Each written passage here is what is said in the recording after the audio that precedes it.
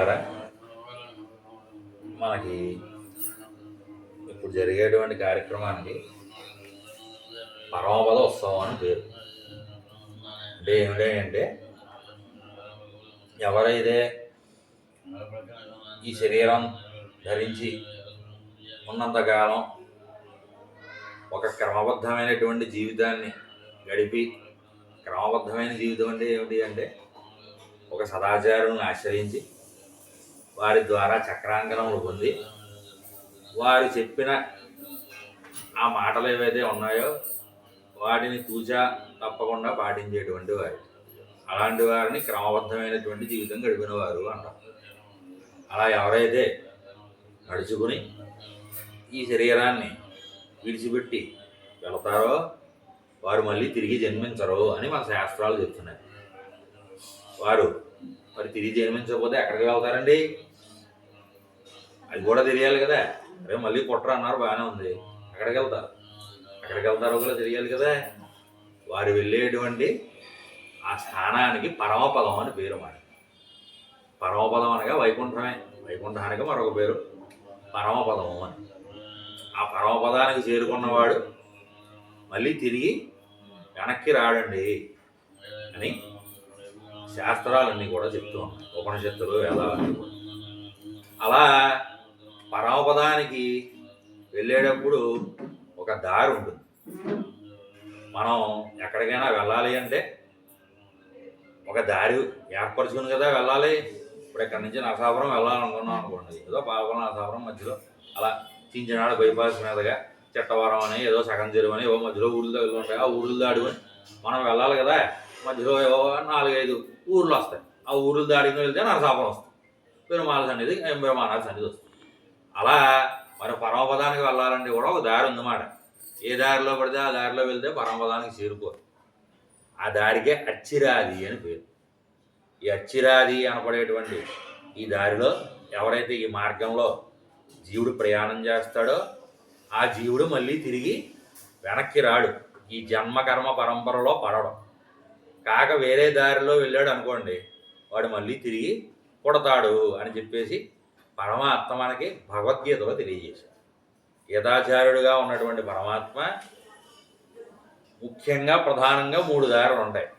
దాన్ని పరమాత్మ 2 దారుల కింద తెలియజేశాడు. అంటే మిగిలిన 2 తామసమైనటువంటి దారులు కాబట్టి 2 కలిపి 1 కింద చెప్పాడు పరమాత్మ. ఏదైతే సాత్వికమైనటువంటి ఒకనొక మార్గం ఉన్నదో దాన్ని ఒక మార్గం కింద తెలియజేశాడు అన్నమాట. శుక్రకృష్ణే గతే చేతే అని చెప్పేసి శుక్ల మార్గం ఒకటి, తెల్లని దారి ఒకటి. అలాగే కృష్ణ అంటే నలుపు అని అర్థం అన్నమాట. నల్లని దారి ఒకటి. 2 మార్గాల్లో ఎవరైతే ఈ శరీరాన్ని విడిచిపెట్టినటువంటి జీవుడు ఉంటాడో ఆయన ప్రయాణం చేస్తాడండి. ఆయన చేసుకున్నటువంటి కర్మలు బట్టి, వారికి ఉండేటువంటి ఆచార కటాక్షం బట్టి వారు నడిచేటువంటి మార్గం ఉంటుంది అన్నమాట. వారు ప్రయాణం చేసే మార్గం ఉంటుంది ఈ శరీరాన్ని విడిచిపెట్టిన తర్వాత. అందులో ఈ కృష్ణ మార్గంలో అంటే నల్లడి మార్గం అని చెప్పారు కదా, ఇందులో 2 ఉంటాయి. ఒకటి ధూమ్రాది అంటారు, ఒకటి యామ్యాది అంటారు. ధూమ్రాది అనగా స్వర్గానికి వెళ్ళేటువంటి దారి. స్వర్గం అంటే ఇంద్రుడి స్వర్గం తెలుసు కదా, మనందరికీ తెలుసు. స్వర్గం అంటారు. అక్కడ ఇంద్రుడు ఉంటాడు, ఆయన రాజుగా ఉండి దాన్ని పరిపాలన చేస్తూ ఉంటాడు. అక్కడ ఏదో అప్సరసలు ఉంటారు, బాగా కావాల్సిన తిండి ఉంటుంది, అమృతం ఉంటుంది, ఇవన్నీ ఉంటాయి. భోగాలన్నీ అనుభవించవచ్చు అని చెప్పేసి ఆశపడేటువంటి వారు ఎవరైతే ఉన్నారో, దానికోసం ప్రోగ్రాలేటువంటి వారు ఎవరైతే ఉన్నారో వారికి ఆ మార్గంలో వెళ్ళేటువంటి దారి మాట. వీరందరికీ కూడా పుణ్యం ఎక్కువ చేసుకుంటే ఆ మార్గంలో వెళ్తారు. పుణ్యం బాగా ఎక్కువ ఉందనుకోండి, ఆ స్వర్గానికి చేరుకుంటాడు. ఆ స్వర్గంలో వాడి పుణ్యం ఎంతవరకు ఉందో అంతవరకు భోగాల్ని అనుభవిస్తాడు. మనం ఎప్పుడైనా ఏ ఊరో వెళ్ళినప్పుడు సత్రం తీసుకుంటాం కదా, హోటల్ రూమ్ తీసుకుంటే ఏం చేస్తాం, మనం అదే అడ్వాన్స్గా కడతాం వాడికి.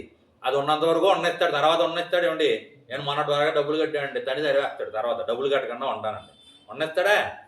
అలాగే స్వర్గం కూడా అంతే, పుణ్యం ఉన్నంత వరకు ఉన్నిస్తారు, తర్వాత తండ్రి తెరివేస్తారు వాడు. అక్కడి నుంచి అక్కడ ఉండడానికి ఉండదు. ఇంద్రుడు తన బడుల్ని పంపించి తిరగేసి కిందకి తోసేస్తే వీడికి వచ్చి కింద పడతాడు. మళ్ళీ వాడు చేసుకున్నటువంటి పుణ్యపాపాలు బట్టి ఇంకో జన్మ ఎత్తాడు. మానవ జన్మ అవ్వచ్చు, జంతు జన్మ అవ్వచ్చు, చెట్టు పుట్ట అవ్వచ్చు. ఎలా పుడతాడో మనకు తెలియదు. వాడు చేసుకున్నటువంటి వాడికి ఉండేటువంటి కర్మశేషం చేత వాడు మళ్ళీ తిరిగి అలా పుడుతూ ఉంటాడు. దీనికి ధూమ్రాది అని పేరు. ఈ మార్గంలో వెళ్తే మొట్టమొదటిగా అక్కడ మందాకిని అని ఒక నది వస్తుంది. అంటే గంగానదే స్వర్గంలో దానికి మందాకిని అని పేరు మాట. ఆ మందాకిని నదిని దాటుకుని వెళ్తే స్వర్గం వస్తుంది. ఆ స్వర్గంలో వీడు ప్రవేశించి అక్కడ అనుభవించేటువంటి భోగాలన్నీ కూడా అనుభవిస్తాడు పుణ్య విశేషం చేత. రెండవది యామ్యాది.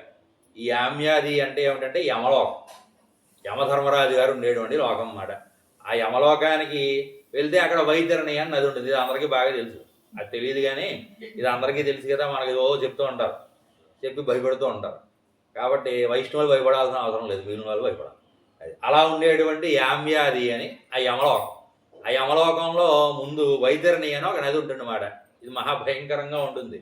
నెత్తురు, చీము ఇట్లాంటి వాటితో అంతా కూడా కలిసిపోయి అవన్నీ ప్రవహిస్తూ ఉండేటువంటి నది అని, దాన్ని దాడుకుని వెళ్ళాలని, దానికోసమని వైతరణి గోదానం అని చెప్పేసి గోదానం చేస్తారు మన కార్యక్రమాలు. దాన్ని తోక పట్టుకుని వీడు దాడుకుని వెళ్తాడు గోదానం చేస్తే అని చెప్పేసి.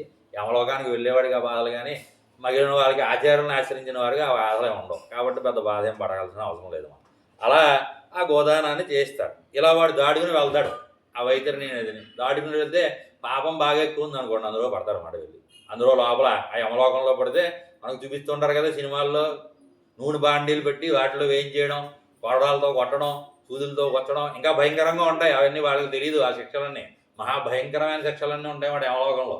ఇవన్నీ వాడు ఆ శిక్షలు అనుభవించడానికి కావాల్సినటువంటి ఒక దేహాన్ని అక్కడ ధరిస్తాడు, ఒక శరీరాన్ని ధరిస్తే ఆ శరీరంతో వీడికి నానా శిక్షలు, వీడు చేసిన పాపాలన్నింటికి దానికి 10 రెట్లు వీడు బాధపడేలాగా ఆ శిక్షలన్నీ అక్కడ యమధర్మరాజు గారు విధిస్తారు. ఇవన్నీ కూడా పడతాడు.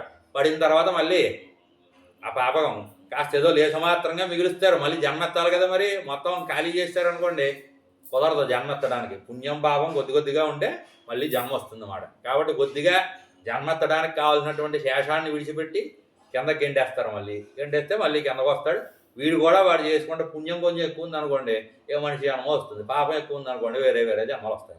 ఇలా ఈ 2 మార్గాల్లో వెళ్ళేటువంటి వారు మళ్ళీ అక్కడక్కడ ఆ లోకాలకి చేరుకుని ఆ లోకాల్లో వారికి ఉండేటువంటి ఆ కర్మఫలాలన్నీ కూడా అనుభవించిన తర్వాత మళ్ళీ కిందకు వచ్చేస్తారు అని చెప్పేసి మనకి తెలియజేస్తున్నారు. మనకి గీతలో పరమాత్మ చెప్తున్నాడు, క్షీణే పుణ్యే మత్స్యలోకం విశంతి అని చెప్పేసి. పుణ్యం కానీ పాపం కానీ ఏవైనా కూడా క్షీణించే వరకు ఆయా లోకాల్లో వీళ్ళు ఉంటారు. అవి క్షీణించిన తర్వాత ఏం చేస్తారంటే వాళ్ళు పైనుంచి గెంటేస్తారు అన్నమాట. గెంటేస్తే వాడు ఆ కిందకు వస్తాడు. కిందకు వస్తే అక్కడ ఈ లోకంలో దానికి తగినటువంటి జన్మని అతను ఎత్తుతాడు ఆ జీవుడు అని చెప్పేసి మనకి తెలియజేస్తున్నారు. ఇది ఎలా ఉంది, సరే దీన్ని పక్కన పెట్టండి. ఇదంతా కూడా మనకి తెలియడం కోసం ముందుగా చెప్పారు. ఎవరైతే సదాచారాన్ని ఆశ్రయించిన వారు ఉంటారో వారికి కలిగేటువంటి గతి ఇది. వారు ఈ మార్గాల్లో వెళ్ళి ఇలా నానా బాధలు పడుతుంటారు. కాకుండా ఒక పెద్దలను ఆశ్రయించి వారి ద్వారా చక్రాంకణములు పొంది ఆ చక్రాంకణములు పొందినటువంటి వారు వెళ్ళేటువంటి మార్గం తెల్ల మార్గం, సాత్వికమైనటువంటి మార్గం. తెలుపు అంటే సత్వగుణాన్ని తెలియజేస్తుంది, నలుపు అంటే తమో గుణాన్ని తెలియజేస్తుంది. అందుకని వాటిని ఆ రంగుల్లో మనకి తెలియజేస్తాం. కాబట్టి అలా అటువంటి తెల్ల మార్గంలో వెళ్ళేటువంటి వారు అచ్చిరాది అని పేరు దీనికి. ఈ అచ్చిరాది మార్గంలో వెళ్ళేటువంటి వారు మళ్ళీ తిరిగి పుట్టరన్నమాట. మన శరీరంలో ఈ జీవుడు ఈ శరీరంలోకి ప్రవేశించిన తర్వాత ఈ లోపల పరమాత్మ అంతర్యామిగా ఉంటాడు. ఈ జీవుడు ఒకడే ఉన్నాడు ఈ శరీరంలో. ఈ పైన శరీరం ఉంటుంది, ఈ శరీరం లోపల జీవుడు ఉంటాడు. ఈ జీవుడు లోపల పరమాత్మ ఉంటాడు అన్నమాట. చిత్తు, అచిత్తు, ఈశ్వరుడు అని చెప్పేసి 3 తత్వాలు, తత్వత్రయం అని పేరు దీనికి. ఈ తత్వత్రయం ఎప్పుడు కూడా 3 కలిసే ఉంటాయి ఎక్కడ ఉన్నప్పటికీ కూడా. పరమాత్మ ఈ జీవులందరినీ కూడా తన శరీరంగా ధరించి ఉంటాడు వాళ్ళ లోపల ఉండి. 1. 2 ఈ జీవులందరూ పరమాత్మలో అంతర్భాగంగా ఉంటారన్నమాట. అంటే పరమాత్మనే వీరు ధరించి ఉంటారు. ఎలాగా? పరమాత్మ బహిర్వ్యాప్తి. బహిర్వ్యాప్తి అంటే బయట, బయటంతా కూడా వ్యాప్తి చెంది ఉన్నాడు అనుకోండి. ఈ లోకమంతా కూడా పరమాత్మే. విశ్వం విష్ణు అని కదా. పరమాత్మకు మొట్టమొదటి పేరేంటి విష్ణు సహస్రనామంలో? విశ్వ. ఈ లోకమంతా పరమాత్మే, మొట్టమొదటి పేరు అదే. విశ్వం విష్ణు వషట్కార అని కదా. పరమాత్మ మొట్టమొదటి నామం విశ్వ. ఈ విశ్వం అంటే ఈ లోకం అంతా కనపడేటువంటి ఏదైతే లోకం ఉందో మనకు కనపడిచ్చేది కాదు, మొత్తం ఈ లోకం అంతా కూడా సృష్టి ఏదైతే ఉన్నదో దానికి విశ్వ, విశ్వం అని పేరు మాట. ఆ విశ్వం అంతా కూడా పరమాత్మే. ఆయనే ఆ రూపాన్ని ధరించి ఉంటాడు. ఆ విశ్వంలో మనం అందరం ఉన్నాం కదా, ఈ లోకాలన్నీ ఉన్నాయి. ఈ లోకాల్లో మనం అందరం జీవులందరం నానా రకాల జీవరాశులు ఉన్నాయి. కాబట్టి ఇప్పుడు పరమాత్మ శరీరం కలిగినటువంటి వాడు, ఆయన శరీరంలో మనం ఉన్నామన్నమాట. కాబట్టి పరమాత్మ ఏమో శరీరగా ఉన్నటువంటి వాడు, మనం లోపల ఆయన లోపల ఉన్నటువంటి వాడు, బహిర్వ్యాప్తి చెంది ఉన్నాడు పరమాత్మ. ఆయనకి విష్ణు అని పేరు. ఇలా కాకుండా మన లోపల కూడా పరమాత్మ ఉంటాడు, ఆయనకి వాసుదేవ అని పేరు. నారాయణ వాసుదేవ అని పేర్లతో పరమాత్మ పిలువబడుతూ ఉంటాడు అన్నమాట. లోపల తస్య శిఖాయా మధ్య పరమాత్మ వ్యవస్థిత అని చెప్పేసి వేదం మనకు తెలియజేస్తుంది. ఇక్కడ ఒక శిఖ ఉంటుంది. శిఖ అంటే ఏమిటి అంటే అగ్ని జ్వాలలాగా ప్రకాశించేటువంటి ఒక చిన్న మినుగుడు పురుగులాగా, మినుగుడు పురుగు ఏ విధంగా అయితే ప్రకాశిస్తూ ఉంటుందో స్వయం ప్రకాశంతో, అలా స్వయం ప్రకాశం కలిగినటువంటి ఒక వస్తువు ఇక్కడ ఉంటుందండి హృదయం దగ్గర అని చెప్పేసి. హృదయం అంటే గుండె కాదు, ఈ మధ్యలో ఉండేటువంటి స్థానం అన్నమాట. ఈ మధ్యలో ఉండేటువంటి స్థానానికి హృదయం అని చెప్పేసి పేరు. అక్కడ ఒక జీవుడు ప్రకాశిస్తూ ఉంటాడు స్వయం ప్రకాశంతో. ఈ ప్రకాశించేటువంటి జీవుడిలో అంతర్యామగా పరమాత్మ ఉంటాడు. ఆ జీవుడిలో అంతర్యామగా పరమాత్మ ఉంటేనే ఈ జీవుడు అక్కడ ఉండగలడు. ఆయన బయటకు వచ్చేసాడు అనుకోండి, జీవుడు కూడా ఆయనతో పాటుగా బయటికి వచ్చేస్తాడు అన్నమాట. వంశీ వాళ్ళే ఇంకా రాలేదా? సరే వస్తే ఇలా అంతర్యామిగా పరమాత్మ ఉంటాడు. అంతర్యామిగా పరమాత్మ ఎందుకండి ఉండడం అందరి జీవుల్లోనూ అంటే, ఆయన అంతర్యామిగా ఉండి సాక్షిగా ఉంటాడు. మనం ఏ పనులు చేస్తున్నాడు ఈ జీవుడు, పుణ్యాలు చేస్తున్నాడా పాపాలు చేస్తున్నాడా, ఏమి చేస్తున్నాడు, అవన్నీ కూడా ఆయన అక్కడ ఉండి గమనిస్తూ ఉంటాడు అన్నమాట పరమాత్మ. అలా సాక్షిగా ఉండి మనందరినీ కూడా రక్షించేటువంటి బాధ్యత పరమాత్మ తీసుకుని మన లోపల ఉండి ఆయన కర్తవ్యాన్ని చేస్తూ ఉంటాడు. మనకి ఉపనిషత్తుల్లో కథ చెప్తారన్నమాట. ఒక చెట్టు, ఆ చెట్టు మీద 2 పక్షులు. ఒక పక్షి ఏమో ఆ చెట్టుకి కాసినటువంటి ఫలాన్ని తింటూ ఉన్నది, ఇంకో పక్షి ఏమో చూస్తూ ఉన్నది. అదేమో తింటలేదు, నిర్మలంగా అలా ఉంది, దానికి ఏ బాధలు లేవు, ఏ వికారాలు లేకుండా నిర్మలంగా ఉండి అది ఆ తినేటువంటి పక్షిని చూస్తూ ఉన్నట్ట. ఇంకో పక్షి మాత్రం ఆ తింటూ దాంట్లో ఉండేటువంటి రుచిని ఆ సౌగంధాన్ని అంతా కూడా అనుభవిస్తూ ఉన్నది అని చెప్పారు. ఏమిటంటే కదా ఇలాంటి కథలన్నీ చెప్తారు ఉపనిషత్తుల్లో. చెట్టు ఏమిటి, పక్షి ఏమిటి, పండు ఏమిటి, ఏమైనా అర్థమవుతుందా ఇది? ఆ చెట్టు అంటే ఏమిటంటే ప్రకృతి. ఆ పక్షి, ఒక పక్షి ఉంది కదా తింటోంది, ఏమిటది? పండు. పండు అంటే ఏమిటంటే కర్మఫలం. కర్మఫలం పండు మాట. ఆ కర్మఫలాన్ని అనుభవిస్తూ ఉంది. ఆ తినేటువంటి పక్షి జీవుడు. ఇంకో పక్షి నిర్మలంగా ఉంది, దానికి ఆకలి దప్పుకలు లేవు, అలా చూస్తూ ఉన్నది, దానికి ఏ బాధలు లేవు. అలా ఉండేటువంటి పక్షి, నిర్మలంగా ఉండేటువంటి పక్షి, ఏ వికారం లేనటువంటి పక్షి పరమాత్మ. అంటే ఆ చెట్టు మన శరీరం అన్నమాట. శరీరంలో జీవాత్మ పరమాత్మ ఇద్దరు ఉంటారు. జీవాత్మ కర్మఫలాన్ని అనుభవిస్తూ దానికి తగినటువంటి పనులు చేస్తూ ఉంటుంది. పరమాత్మ కూడా అందులోనే ఉంటాడు. కాబట్టి పరమాత్మ కూడా కర్మలు చేస్తున్నాడండి, ఆయనకు కూడా అంటుకుంటాయి అనకూడదు. ఏ విధంగా అయితే పక్షి ఏమీ అంటకుండా నిర్మలంగా అలా చూస్తూ ఉన్నదో, పరమాత్మ అలా సాక్షిగా ఉండి అనుభవించేటువంటి ఆ పుణ్యపాపాలన్నీ కూడా అలా చూస్తూ ఉంటాడు అన్నమాట. చూసి తర్వాత ఈ జీవుడి శరీరాన్ని విడిచిపెట్టాక వాడికి ఎటువంటి లోకాన్ని ఇవ్వాలో, వాడికి ఎటువంటి జన్మ ఇవ్వాలో దాన్ని బట్టి పరమాత్మ నిర్ణయం చేస్తాడు. ఇది మనకి శాస్త్రం చెప్పేటువంటి మాట. ఇలా ఈ పరమాత్మ లోపల ఉన్నాడు అని స్పృహ కలిగి మన లోపల ఉండేటువంటి పరమాత్మ, మొత్తం లోకమంతా కూడా వ్యాపించి ఉన్నటువంటి వాడు పరమాత్మ. ఇలా మొత్తం కూడా పరమాత్మయే ఉన్నాడు అని తెలుసుకున్న వాడికి వైష్ణవుడు అని పేరు. లోపల బయట సర్వం కూడా ఉన్నది పరమాత్మయే అనే జ్ఞానం కలిగినటువంటి వాడు ఎవరైతే అంతర్బహిశ్చ తత్సర్వం వ్యాప్య నారాయణ స్థిత అని వేదవాక్యం. లోపల బయట మొత్తం సమస్తం కూడా వ్యాపించి ఉన్నవాడికి నారాయణ అని పేరు. ఇతర దేవతల ఎవరికి కూడా ఈ పేరు అన్వయించదు. మీరు వేరే వేరే పేర్లు ఏవో పెట్టచ్చు. విష్ణువు అనే నామం ఉందనుకోండి, అది ఇంద్రుడికి కూడా చెందుతుంది. ఇంద్రుడికి కూడా విష్ణువు అని పేరు ఉంది, సూర్యుడికి కూడా విష్ణువు అని పేరు. అలా అలా అన్వయించవచ్చు. అలాగే ఈశ అని ఉందనుకోండి, శంకరుడికి చెందుతుంది. అలాగే ఇతరమైన కొంతమంది ఇంద్రుడు ఇత్యాది దేవతలకు కూడా అది చెందుతుంది. బ్రహ్మ అని ఉందనుకోండి, 4 తలకాయల బ్రహ్మగారు బ్రహ్మ అని చెప్పచ్చు. పరమాత్మకు కూడా బ్రహ్మ అనే పేరుంది, అలా చెప్పచ్చు. నారాయణ విష్ణువుగా ఉండేటువంటి పరమాత్మ, వాసుదేవుడిగా ఉన్నటువంటి పరమాత్మకి తక్క ఇతరమైన దేవతల ఎవరికి నామం అన్వయించదు. మీరు ఎంత బలవంతంగా రుద్దుదామన్నా ఇందులో చెప్పినటువంటి లక్షణాలు ఏవి కూడా ఇతర దేవతల ఎవరికి కూడా అన్వయించవు. అంతర్బహిష్య తత్సర్వం. మొట్టమొదటి లక్షణం ఇదే, లోపల బయట వ్యాపించి ఉండడం. ఇది ఎవ్వరికీ లేదు ఈ లక్షణం, కేవలం పరమాత్మగా ఉండేటువంటి నారాయణుడికి తప్ప ఇతరమైన ఎవ్వరికి కూడా ఈ లక్షణం ఉండదన్నమాట. లోపల వ్యాపించి బయట వ్యాపించి ఉండేటువంటి శక్తి ఎవరికీ లేదు. కొంతమంది కొంతవరకు వ్యాప్తి కలిగినటువంటి దేవతలు ఉన్నారు దేవతల్లో, కానీ పరిపూర్ణ వ్యాప్తి కలిగినటువంటి వారు ఎవ్వరూ కూడా లేరు. పరమాత్మ ఒక్కడే ఉన్నాడనమాట. రెండోది లక్ష్మీపతిత్వం.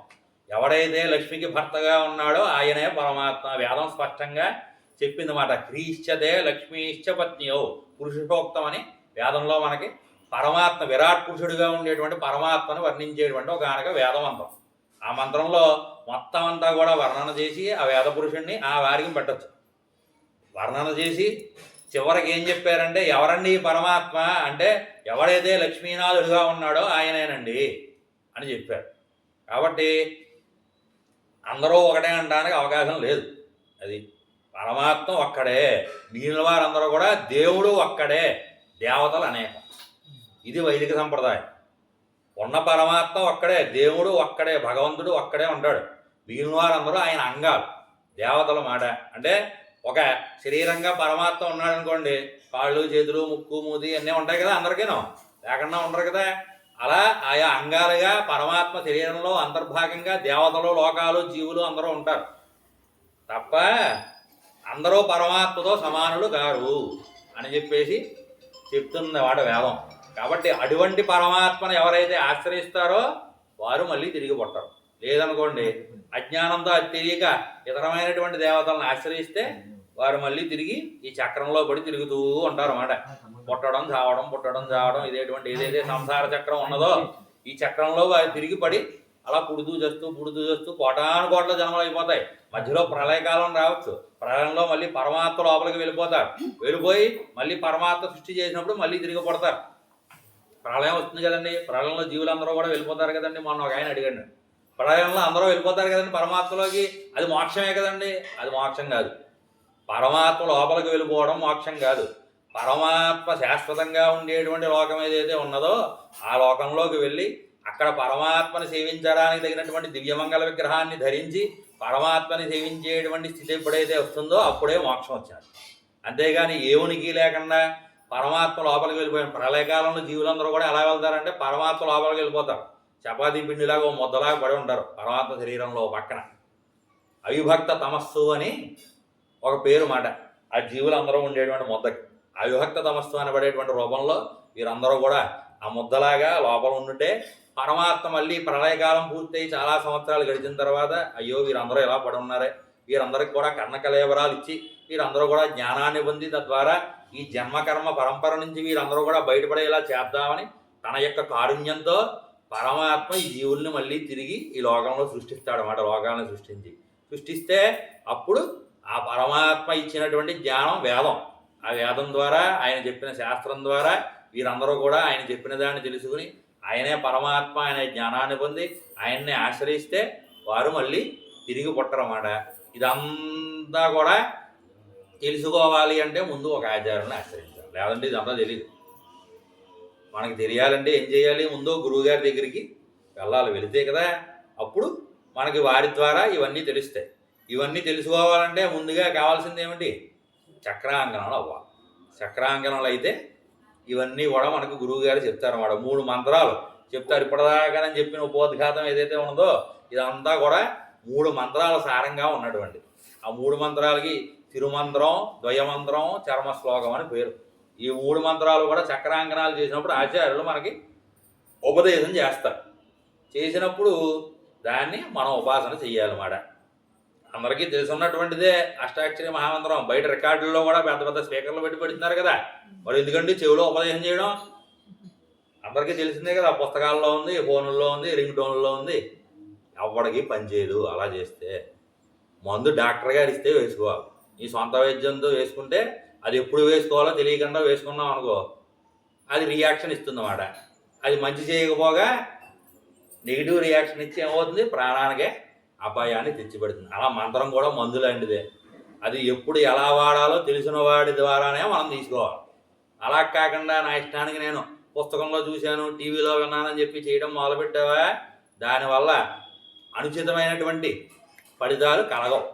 ఎప్పుడు కూడా అనర్థాలే వస్తాయన్నమాట. కాబట్టి అలా ఆచార్యుల ద్వారానే మంత్రాన్ని పొందాలి. ఇలా పొందడానికి ముందు మనకు శుద్ధి కలగాలి. ఆ శుద్ధి కోసం ఆచార్యులు ఏం చేస్తారంటే 2 ముద్రలని మనకు వేస్తారన్నమాట. తాప సంస్కారం అని ఒక సంస్కారం. ఈ తాప సంస్కారం అంటే ఏంటంటే పెరుమాళ్ళ యొక్క చిహ్నాలైనటువంటి శంఖచక్రాలని మన భుజాల మీద ధరింపజేస్తారు. ధరింపజేస్తే ఆ తాప సంస్కారం పొందిన తర్వాత మనలో ఉండేటువంటి జీవుడు పరమాత్మ ఇద్దరు ఉంటారని చెప్పాం కదా. ఈ జీవుడి శరీరాన్ని ధరించాడు. ఈ శరీరం శుద్ధ అవ్వాలంటే ఆ ముద్రలో ఈ శరీరాన్ని తాగిన వెంటనే ఇందులో ఉండేటువంటి దోషాలన్నీ కూడా, శరీరంలో ఉండేటువంటి దోషాలన్నీ కూడా పోతాయన్నమాట. తద్వారా అప్పుడు మనకు మంత్రాన్ని పొందడానికి అర్హత వస్తుంది. ఆ తర్వాత ఏం చేస్తారంటే పుండ్ర సంస్కారం అని ఇప్పుడు మనం పెట్టుకుంటున్నాం కదా. ఈ బొట్టు అప్పటిదాకా పెట్టుకోకూడదు. ఇప్పుడు ఏదో పెట్టేస్తున్నారు, అన్ని చోట్ల ఏదో వచ్చేసేవి కూడా ఉంచేస్తున్నారు, నొక్కేస్తున్నారు. అది అలా పెట్టుకోకూడదు. అది ఈ సమాస్త్రైనా అయినప్పుడు ఆచార్యులే స్వయంగా దీన్ని ధరింపజేస్తారు మన చేత. అలా దీన్ని ధరించాలి. ఇది రెండవది పుండ్ర సంస్కారం అని. మూడవది ఇప్పుడు చెప్పినటువంటి మంత్ర సంస్కారం అని. 3 మంత్రాలని చెప్పాం కదా.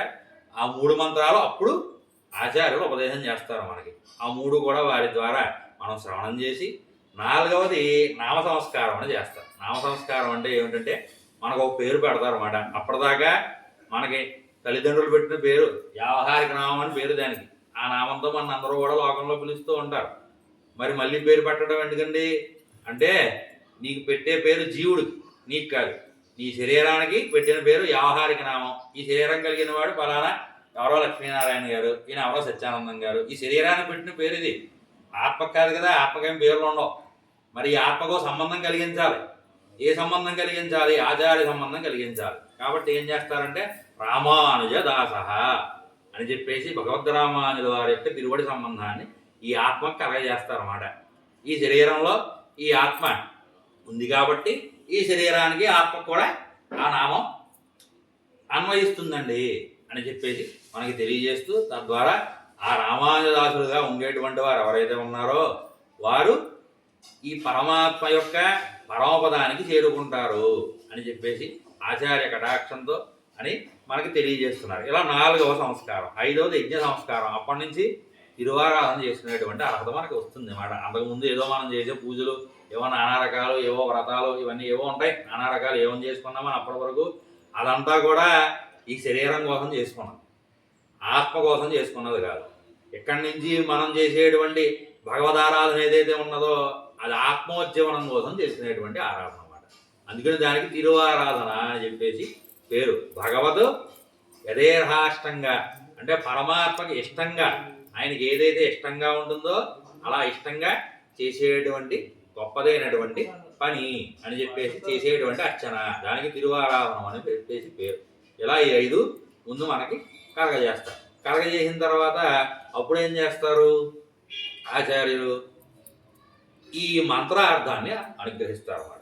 ఈ మంత్రార్థాన్ని మనం తెలుసుకోవాలి.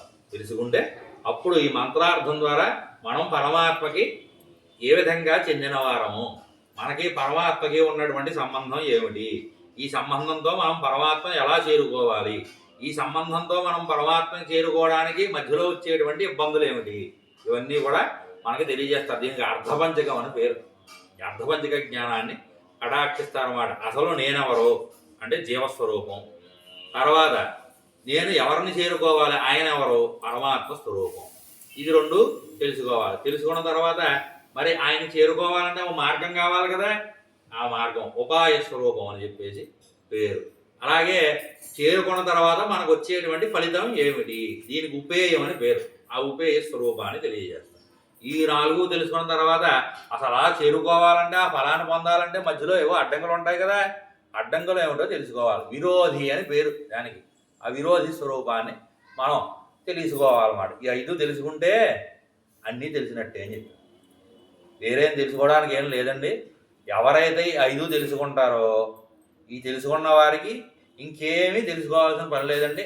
సమస్త జ్ఞానము కూడా వీటిలోనే ఉంది అని చెప్పేసి తెలియజేశారన్నమాట. ఇలా ఈ జ్ఞానాన్ని పొందినటువంటి జీవుడు పరమాత్మ గురించి పరిపూర్ణమైనటువంటి అవగాహన తెచ్చుకొని ఆయన మీద అత్యంత ప్రేమ కలిగినటువంటి వాడే, ఆ పరమాత్మని తనకి దగ్గర చేసినటువంటి ఆచార్యుడి యందు ఎంతకంటే అత్యంత ప్రేమ కలిగినటువంటి వాడై వ్యవహరించి చివరికి అవసాన కాలంలో ఈ శరీరాన్ని విడిచిపెట్టినప్పుడు ఏమవుతుందంటే మన శరీరంలో నాడులు ఉంటాయి. నాడులు తెలుసు కదా మనకి, నాడులు అంటారు. అలా 108 నాడులు ఉంటాయి ప్రధానంగా ఉండేటువంటివి. ఈ 108 నాడుల్లో ప్రధానమైనటువంటి ఒక నాడు ఉన్నమాట. మనకి యోగశాస్త్రంలో చెప్తారు 7 చక్రాలు ఉంటాయండి శరీరంలో అని చెప్పేసి తెలియజేస్తారు. మూలాధారం అని ఈ కింద ప్రారంభం అవుతుందన్నమాట. ఇక్కడి నుంచి ఈ పైన సహస్రారం అంటారు. ఈ పైన ఉండేటువంటి 7 చక్రాలు ఇక్కడి నుంచి ప్రారంభమై ఇక్కడ ముగుస్తాయి అన్నమాట. ఈ చక్రాలు ఇలా వరుసగా ఉంటాయి శరీరంలో. ఉండేటువంటి ఈ చక్రాలు ఏవైతే ఉన్నాయో ఈ 7 చక్రాలని కలిపేటువంటి ఒక నాడి ఉందన్నమాట. దానికి సుషుమ్న అని పేరు. ఈ సుషుమ్న అనబడేటువంటి నాడి ఈ 7 చక్రాలని కలిపి ఉంచుతుంది. ఎవడైతే జీవుడు మోక్షం పొందాడో ఆయన ఈ సుషుమ్న అనబడేటువంటి నాడిలోంచి బయటికి వెళ్ళిపోతాడు. ఈ ఆత్మ మోక్షం పొందలేదనుకోండి, వేరే అక్కడి నుంచి పోతుంది. ఆ నాడిలోంచి వెళ్ళదు బయటికి. మోక్షం పొందినటువంటి వాడి యొక్క ఆత్మ ఈ సుషుమ్న అనబడేటువంటి నాడిలోంచి సహస్రారాన్ని భేదించుకుని బయటికి వస్తుందన్నమాట. అలా బయటికి వస్తే ఈయన అక్కడికి వెళ్ళాలి. ఎలా తెలుస్తుంది? అచ్చిరాతని ఏదో మార్గం అని చెప్పాం మనం. ఆ మార్గంలో ప్రయాణించాలని చెప్పాం. కానీ ఎవరు తీసుకువెళ్తారు అంటే పరమాత్మే తీసుకువెళ్తారు. సాక్షాత్తుగా పరమాత్మే దగ్గరుండి ఈ జీవుని తీసుకెళ్తాడు. లోపల అంతర్యామంగా పరమాత్మ ఉంటాడని చెప్పాం కదా, ఆయనే సహాయం చేస్తాడనమాట. చేసి ఈ జీవుణ్ణి తీసుకెళ్తాడు. నమ్మాలి వారికి కూడా ఇలాంటి ఒక అవస్థే వచ్చిందిట. వస్తే అప్పుడు వారు కాలమేఘ పెరుమాళ్ళని తిరుమోహూరు అని ఒక దివ్యదేశం, ఆ పెరుమాళ్ళను ప్రార్థన చేశారు. చేస్తే ఆ పెరుమాళ్ళు వీరికి దారి చూపించారని తాళతామరై తడమని వయల్ తిరుమోహూర్ అని చెప్పేసి ఆ పెరుమాళ్ళను ప్రార్థన చేశారు. 10వ వత్తు మొదటి దశకంలో తిరువాముడిలో ఉంటుందన్నమాట. అక్కడ పెరుమాళ్ళను ప్రార్థన చేస్తే వారు పరమపదానికి వెళ్ళడానికి వీరికి దారి చూపించారండి అని చెప్పేసి మనకి పెద్దలు అందరూ కూడా తెలియజేస్తుంటారు. అలా ఈ జీవుడు అచ్చిరాజ మార్గంలో ప్రయాణం చేసినప్పుడు అలా పరమాత్మే ఇల్లు తీసుకువెళుతూ ఉంటాడు అన్నమాట. అలా తీసుకువెళ్ళేటప్పుడు ఏమవుతుంది? ఒక దివ్య రథం వస్తుందట. ఆ రథాన్ని ఈయన అధిరోహిస్తాడు. అధిరోహించి వెళుతూ ఉంటే మధ్యలో లోకాలు వస్తాయి. ఏ ఏ లోకాలు వస్తాయో మనకి తెలియజేశారు. ముక్తోహో అర్చిహి పూర్వ పక్ష చెడుదదు మాస అబ్ద వాత అంశుమత్ గ్లౌ విద్యుత్ వరుణ ఇంద్ర ధాతృ మహిత సీమాంధ్వ సింధ్వాప్లత ఇవన్నీ దాడుకుని వెళ్తారు. వెళితే అప్పుడేమొస్తుంది? శ్రీవైకుంఠ ఉపేత్య నిత్యం అజడం తస్మిన్ పరబ్రహ్మణ సాయుధ్యం సమవాప్యనందతి సమం తేనైవ ధన్య పుమాన్ అని చెప్పేసి తెలియజేశారు. ఇవన్నీ దాడుకుని వెళితే అప్పుడు వైకుంఠం వస్తుంది. వైకుంఠంలో అక్కడ అజడంగా అంటే ఎప్పుడూ కూడా చైతన్యం కలిగినటువంటి వాడిగా ఉండేటువంటి పరమాత్మ ఉంటాడు. ఆ పరమాత్మని సేవించేటువంటి ఒకానొక స్థితి ఆయన యొక్క సాయుధ్యం ఈ జీవుడికి లభిస్తుందండి అని చెప్పేసి ఇందులో మార్గం చెప్పారు. వీటికే అచ్చిరాజని పేరు. ఇప్పుడు నేను చెప్పిన లోకాలన్నింటికి కూడా ముక్తోహో ముక్తి పొందినటువంటి వాడు, ఇది ముక్తుడు అని పేరు. ఎవరైతే మోక్షాన్ని ఈ లోకంలో జన్మించి సదాచారులను ఆశ్రయించి వారి ద్వారా ఈ జ్ఞానాన్నంతా కూడా పొంది పరమాత్మయే పరాత్పరుడని ఆయన యందే మనం సకలమైనటువంటి ప్రేమ కలిగి ఉండాలని, ఆయన్ని మాత్రమే ఆశ్రయించాలని పరిపూర్ణ జ్ఞానం కలిగి ఉంటాడో ఆయన ఈ శరీరాన్ని విడిచిపెట్టినప్పుడు ఏం చేస్తాడు? పరమాత్మయే ఈయన్ని తీసుకువెళతాడు అన్నమాట. అలా తీసుకువెళ్ళేటప్పుడు ఇతర సంప్రదాయాల్లో ఏం చెప్తారంటే శరీర అవసాన కాలంలో పరమాత్మ నామస్మరణ చేస్తేనే మోక్షం, ఏదంటే రాదు. మన సంప్రదాయంలో అలా లేదు. మనకి గొంతు పెకలకపోవచ్చు, గృహ ఉండకపోవచ్చు. ఏం చెప్తాం? కర్మశేషం ఏదో ఉంటుంది. పాపం ఎక్కువ ఉందనుకోండి, ఆ శరీరం చివరి కాలంలో ఏం పనిచేయదు, సెన్సే పనిచేయదు. కళ్ళు కనపడవు, మాట వినపడదు, చూపు కనపడదు, నానా రకాలుగా ఉంటుంది కదా. గొంతు పెకలతో మాట రాదు, నానా అవస్థలో పడచ్చు మనం. మరి అప్పుడు ఏం చేయాలండి? ఏం చేస్తారు? ఇతర సంప్రదాయాలకి మనకి ఉన్నటువంటి తేడా ఇదే. శ్రీ వైష్ణవులుగా ఉండేటువంటి వారికి అవసరం లేదు.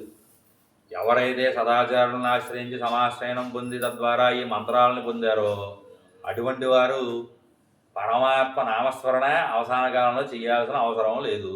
ఇది ఎవరు చెప్పారండి? పరమాత్మయే చెప్పారు.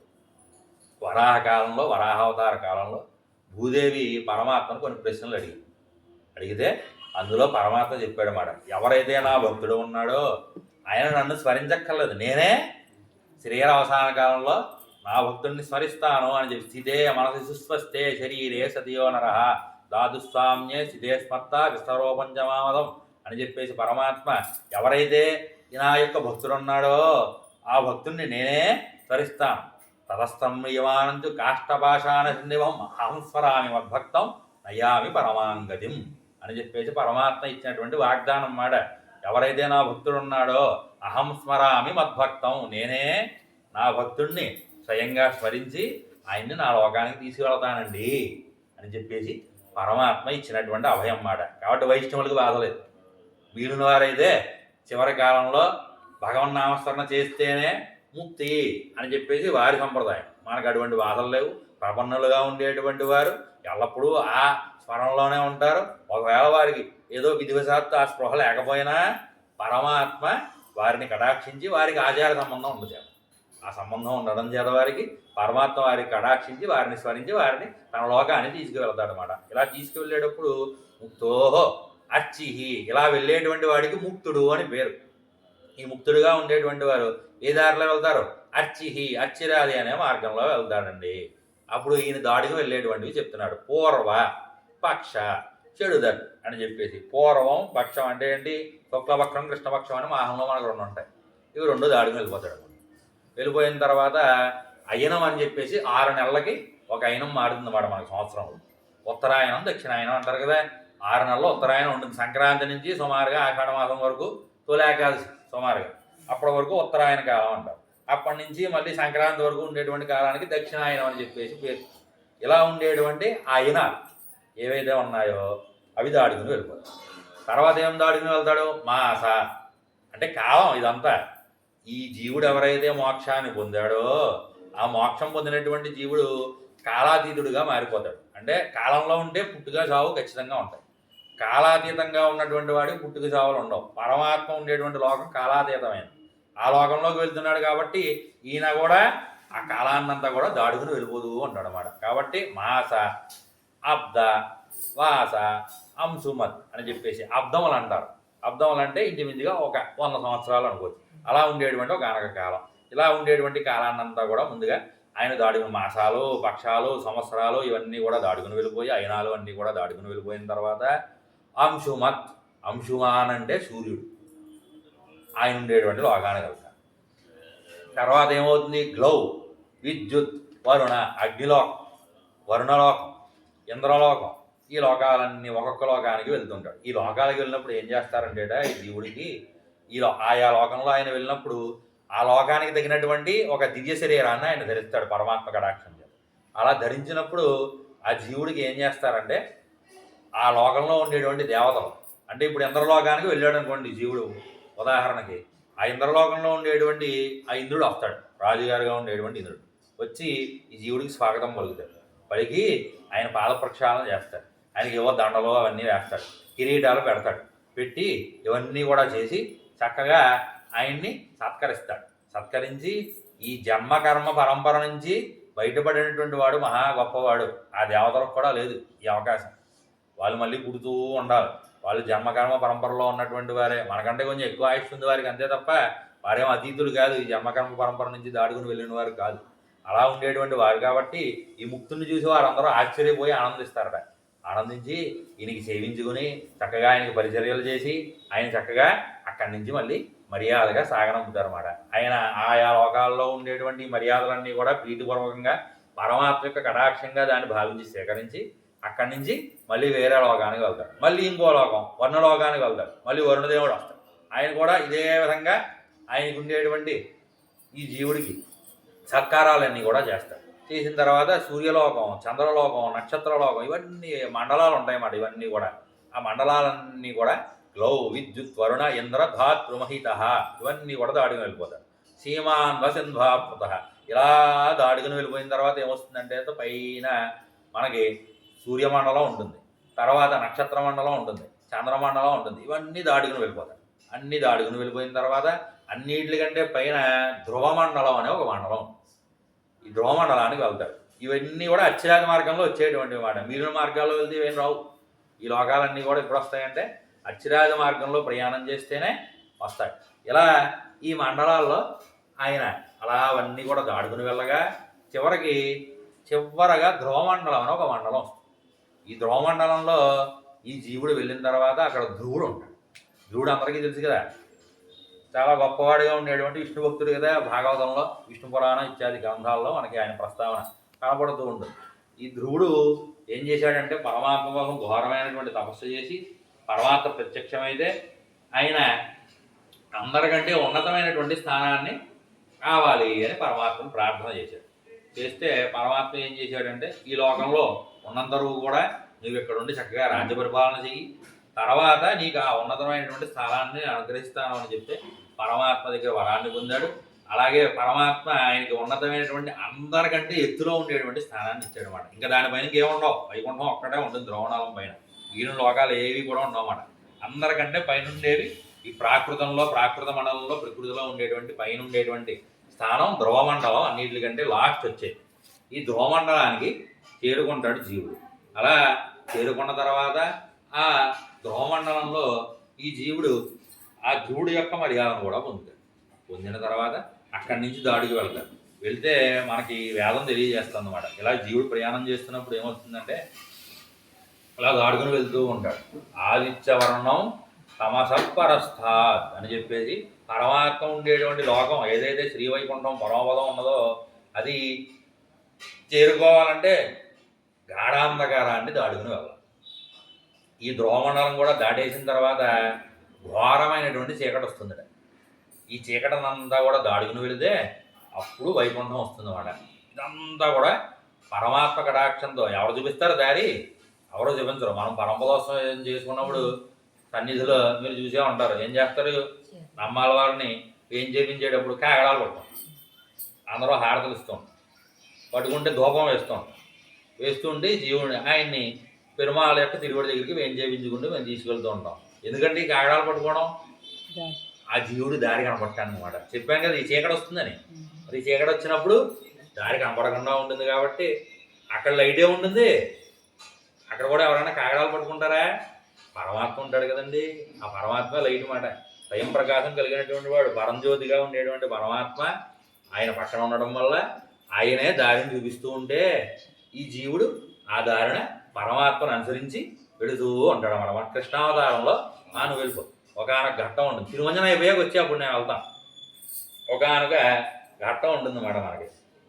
మనకి అర్జునుడు ఏం చేశాడంటే ఒకసారి ద్వారకా నగరానికి వస్తూ ఉన్నాడు. వస్తూ ఉంటే మధ్యలో ఒకనొక బ్రాహ్మణుడు కనపడ్డాడు. ఈ బ్రాహ్మణుడు బయట కూర్చుని బాధపడుతూ ఉన్నాడు.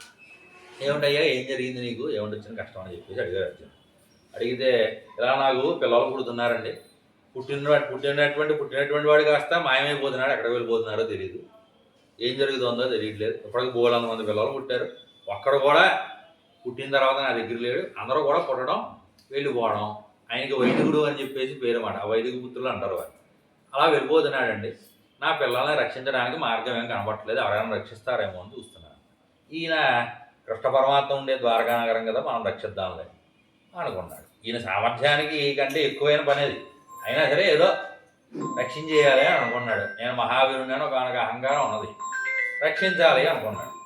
అనుకున్నటువంటి వాడే సరేనయ్యా నేను ఆ భయాన్ని ఇస్తున్నాను, నేను రక్షిస్తాను, ఈసారి నీకు పిల్లవాడో పాపో పుట్టినప్పుడు నేను అక్కడే ఉంటాను, అదే సమయంలో పుట్టిన వెంటనే ఎక్కడికి వెళ్తున్నారో నేను చూస్తాను, నేను వారిని తీసుకుని వస్తాను అని చెప్పేసి అన్నాడు.